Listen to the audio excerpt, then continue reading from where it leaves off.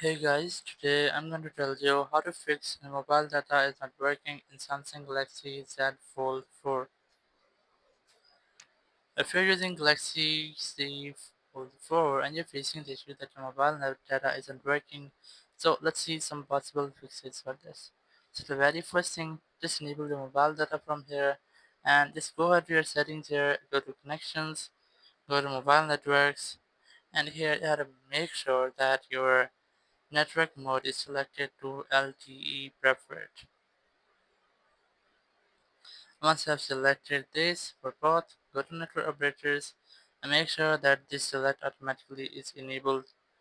If you have disabled, so you have to enter everything here manually. So you have to make sure that your select automatically is enabled from here.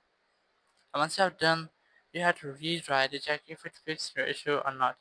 If it's still not fixed your issue, scroll down your control center, enable your airplane mode or your flight mode and disable this. So it will make a quick refresh with all of your network settings, so it might help you to fix your issue. If it's still not fixed your issue, so you just have to simply go to connections again, and here go to data usage, and you just have to reset your data usage from here, and you have to make sure that mobile data is also enabled for here. You have to make sure that your data saver is disabled.